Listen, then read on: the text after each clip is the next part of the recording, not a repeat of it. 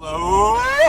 To the mind of OPEX comes OPEX. What? Yeah. Excuse me? Yeah. Sorry, I'm trying to be weird on purpose.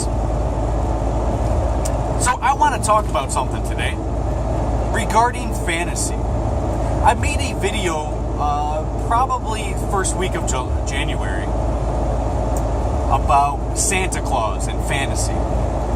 And I want to kind of talk more in depth about fantasy itself, because I think fantasy is potentially a really great thing and potentially a really bad thing. And I want to just discuss about a lot of standards, quality of fantasy. So there's a lot of people that watch movies. Now, even if it's based on a true story, you got to understand that it's all fantasy. Right. Even if it's based on a true story, it's actors, these aren't the real characters, and you're portraying something, you're acting. Even if you're acting something that perhaps was relevant or happened in the past, doesn't matter, it's still fantasy.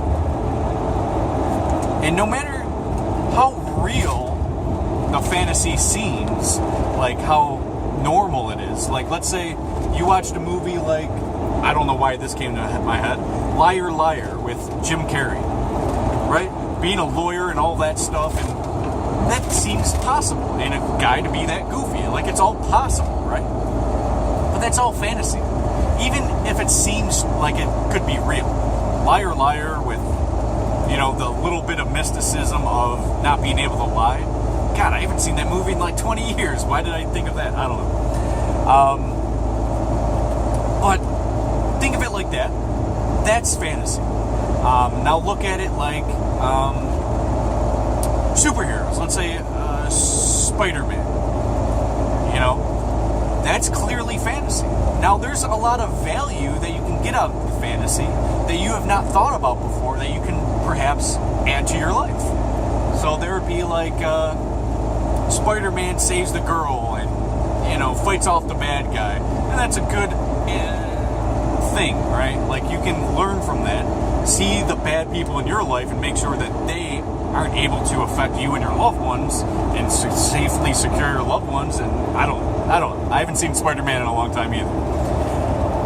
But these are examples of just fantasy. Movies are fantasy. Now, whether you believe in the Bible or not doesn't really matter to me. But if you look at it, there's a lot of value in the religious text, right? There's a lot of value. If you go through it, it's a lot of value, even though it might not be real. Look at the story of Moby Dick, or you name it. All these made-up stories. It could even be about vampires or the werewolves and stuff. It doesn't matter. There's a lot of stuff in there that can make your mind in that fantasy realm of being, wow, that's really cool. That's fun stuff. You can do it as a hobby. You can use fantasy as a lot of things. Now, I use fantasy in a few different ways. I like fantasy a lot, and I'm very good at creating fantasy in my mind. Very good. I think I'm well better than anybody who's ever made a movie before. Like, I feel like I'm top of the line. My fantasy-driven mind is out there. You guys can probably tell in my YouTube videos that I'm very fantasy-oriented. Watch my video on mysticism or my conspiracy stuff. I don't care. I seem like I'm in fantasy. But what fantasy does to me is envelop a whole new realm of possibilities, which is good. Fantasy, out of fantasy, can become reality, or can become entertaining. I use fantasy out of my own brain. So the main way I use fantasy is to think about a life outside of the matrix. This is something I do often. I fantasize about everything. You name it, I probably fantasize something about it. And this is just in my mind. So this isn't real life stuff. This isn't in the matrix stuff. It would be like stuff like when I was a kid, I would think about being a vampire. Not like often or anything, but like I would have like a daydream about just, what if I was a vampire in like school or something, right? I don't know. But I just remember that for some reason. whether that happened once, twice, or a whole month, I don't know. But I would fantasize about stuff like that and think about all the possibilities of if I was a vampire, what would I do? What would I, that kind of stuff.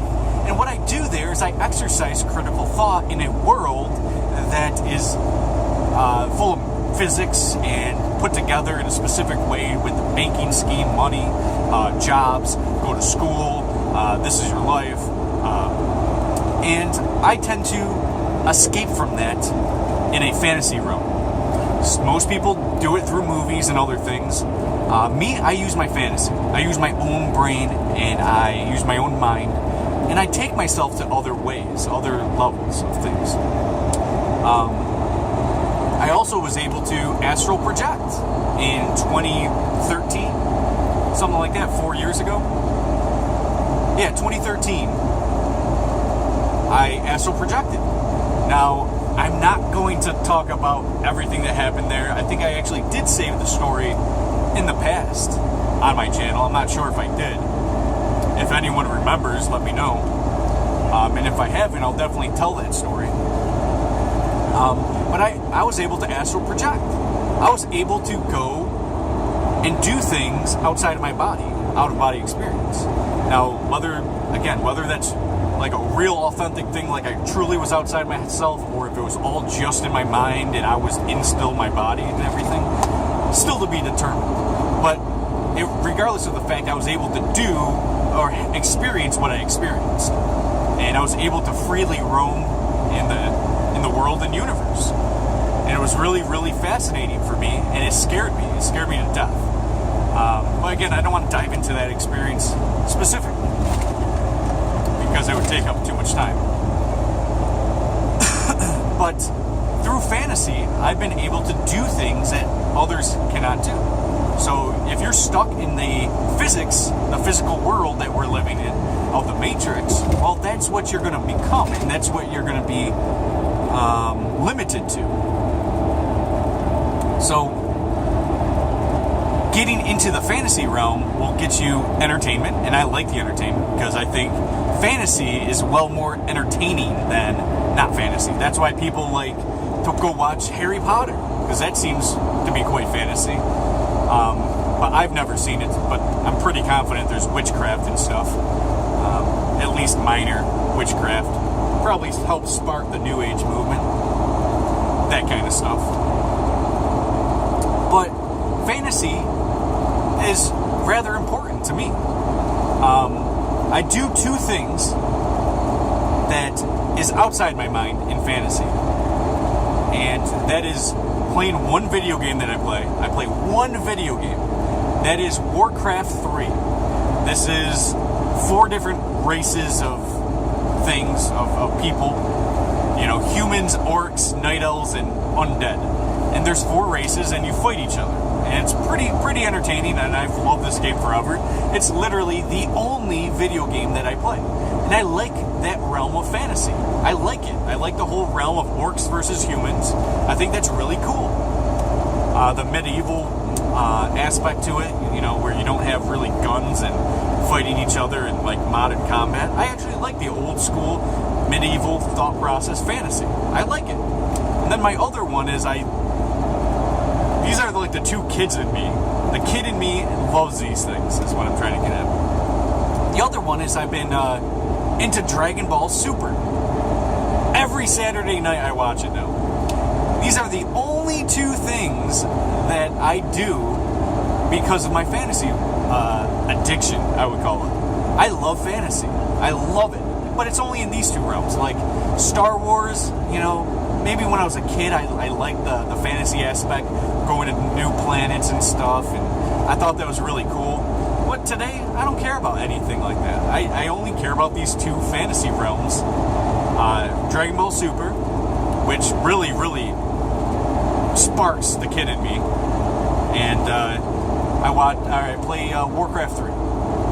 And these things are really beneficial to me in terms of getting my addiction under control. Like, get this out of my system. I need this fantasy realm. And I think a lot of people need to escape reality often. So I've already explained that I do this all the time just in my mind. The second I turn off this camera, what am I going to be doing? I'm going to be thinking about the real world stuff. I have real world stuff coming up like really soon. I'm going to be out of trucking in a few days. I got to do a lot of stuff when I get out. And I think about things. And I'm going to think about my future, whether that's the next few days or whatever. Next few months, I'm thinking about all this stuff. What I'm going to be doing, what kind of relationships I want to have, what second I come back, who am I going to talk to and interact with, and I'm thinking about all that stuff. That's real world stuff. Also, the other half of what I'm thinking about is all fantasy stuff. It's not necessarily Warcraft 3 stuff or fucking Dragon Ball Super. I'm not thinking about these things.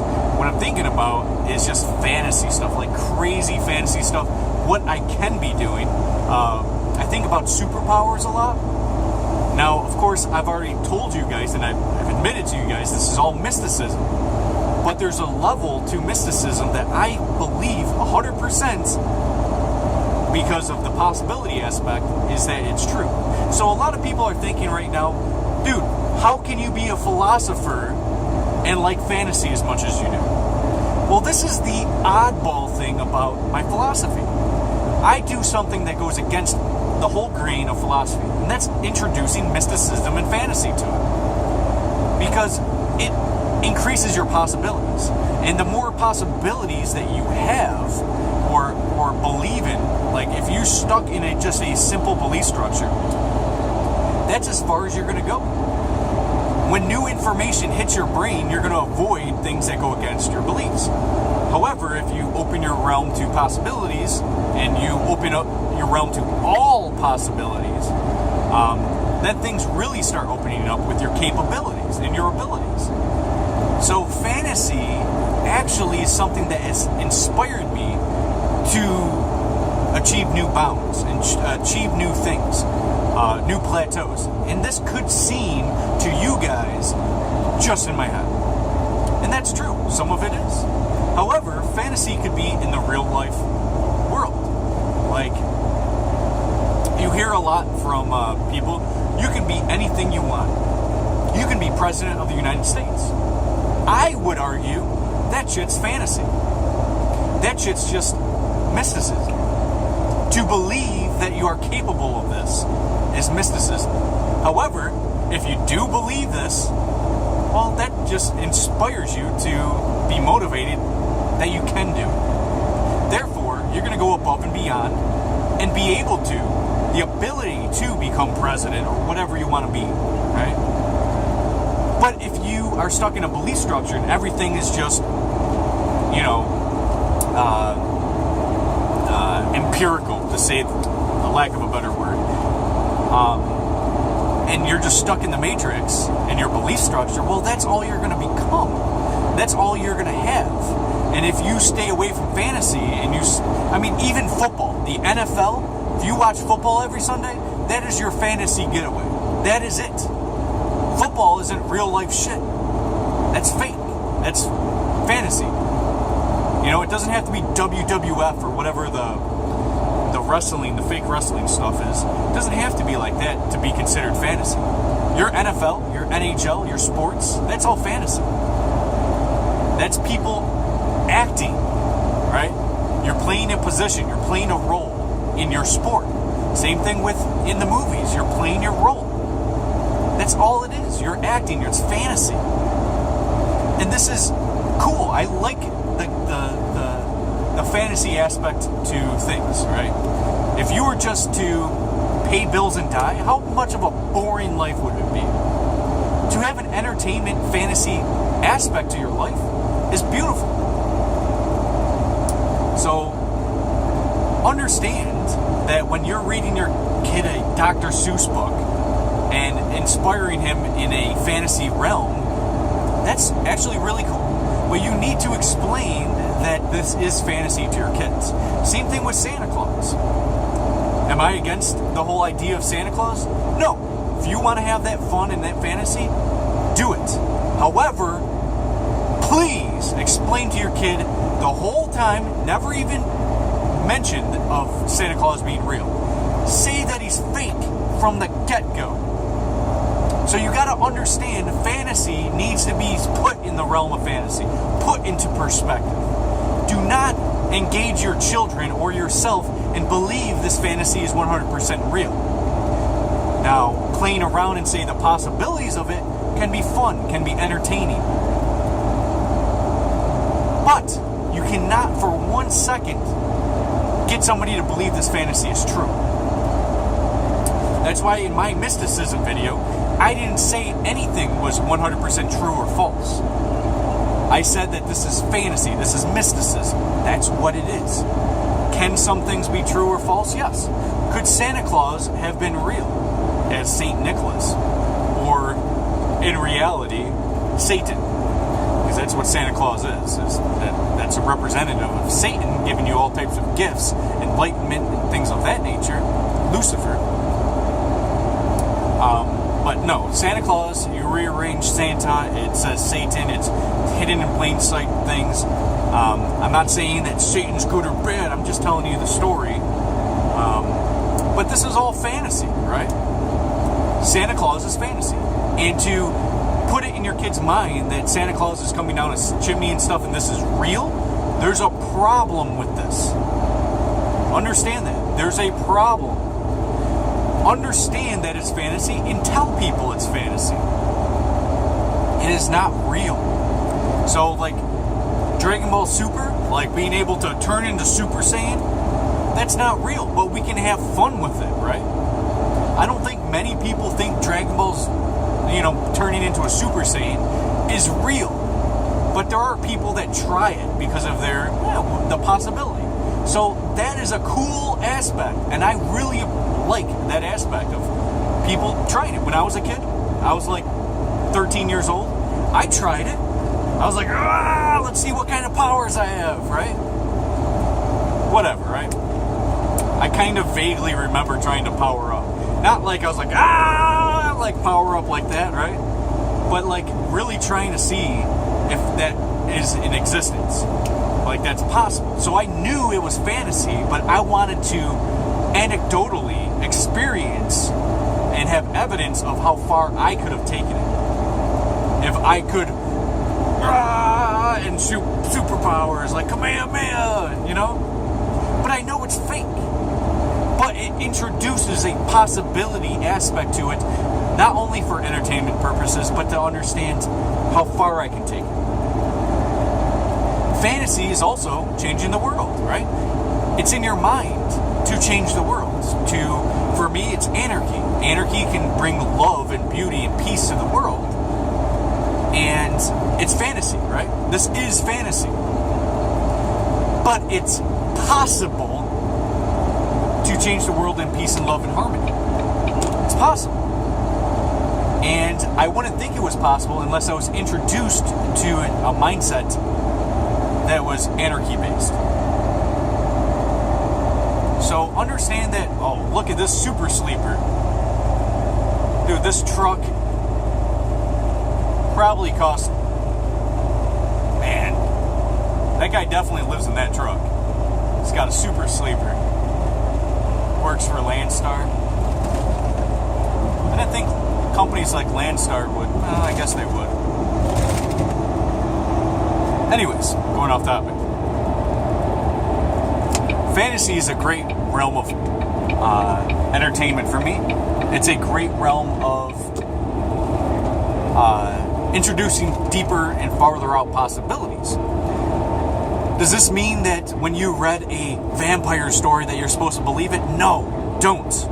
Don't believe it. Just think of the possibilities of it and enjoy. Because in life, that's what you have. You have things you can experience with evidence, and then there's things that are not. Either way is good to interact and to entertain. What was it, Aristotle? And I've said this before, it could have been Socrates, but I think it's Aristotle that said, it takes the mark of an intelligent mind to entertain a thought without believing it. This is actually something that's very intelligence-based, fantasy. That's why the nerds in school liked sci-fi. liked Star Wars. It's fantasy based, and it produces a different realm of fantasy to an intelligent mind, and be able to entertain thoughts and to introduce critical thinking. That's why nerds like fantasy. Nerds. But these are the smarter people. If you're smart, you have ideas. Eleanor Roosevelt once said, my favorite quote from Eleanor Roosevelt was, small minds discuss people. Average minds discuss events. But intelligent, I forgot what word was used. I think it was intelligent. Intelligent minds discuss ideas. So understand this. This is entertainment to some people. This is intelligence to some people. That's why when I play not World of Warcraft, I don't play that shit. Warcraft 3, I'm actually playing against people that are actually of higher intellect. There's a lot of Chinese people, smart people from Russia that play this game because it's intelligent people that are able to do this, and the unintelligent are not good at the game, right? So that's why there's not too many people from the United States that like this game, because, well, to be good at it, you've got to be very intelligent. You got to have a lot of actions per minute, and there's a lot of aspects to it, but it's an intelligent mind that finds a lot of entertainment in this. It's not the average mind that likes this. So understand that.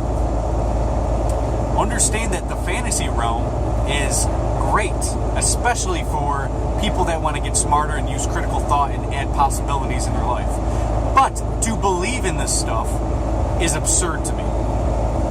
Doesn't mean you have to believe it, but to believe in the possibilities of it can be quite entertaining, yet rewarding. So that's all I want to really talk about, is that fantasy can be really cool. I use it all the time, especially my mind. I use it all the time. I use fantasy all the time. But I do not mistake what's real and not real. And I don't want to imply that to others or instill that idea or thought of a fantasy being 100% real or true. Like when I talk about conspiracies and stuff, I'm not saying it's true. I'm not saying anything like that, unless I tell you that I really do think of it as universal truth on a conspiracy theory or something, right? Chemtrails. Chemtrails are happening. You can see it with your own eyes. Now, whether what's in the chemtrails can be determined. But when I point a camera up to the sky and there's all them chemtrails, you can't say that they're not there. You know what I mean? It's your fantasy that can, and your thoughts on fantasy, in my eyes, can also instill philosophy. It's asking questions. It's thinking. It's critically thinking. This is philosophy. And to think that chemtrails aren't there because that's not philosophy is ridiculous to me. That's why I like to add my mystic fantasy realm into philosophy, because I think I'm giving it actually great justice, and I'm opening it up to random new fields and branching out to all the possibilities. Because if you were just to use science and philosophy, you're stuck. You're stuck in the matrix in your philosophy. So I think that this fantasy realm and how you think of your fantasies and can really help you if you know how to use it and you're aware of fantasy. And it can help you in your smarts. It can help you in many different ways. It can really be rewarding. But it can also screw you over, because you might think something like, be overconfident in yourself because you have all these fantasies of, you look in the mirror and you got all these muscles, but you're really just a glob of fat. So you might be in a mindset of fantasy thinking that you're just all that, and people aren't going to dig that, right? Like, girls might not like that. You might be in a fantasy realm as a girl, thinking that, I got to put on all this makeup and I look great. And other people might not see that. They might not see the authentic you. Anyways, that's enough for this video. It could be good or bad, but in my experience, very good. I use fantasy every single day. Very often, every single day I use fantasy. And I don't just use it for entertainment, but that's a great aspect of it. And let me know what you guys think about fantasy. Am I on the right page on this stuff? Let me know. See you guys.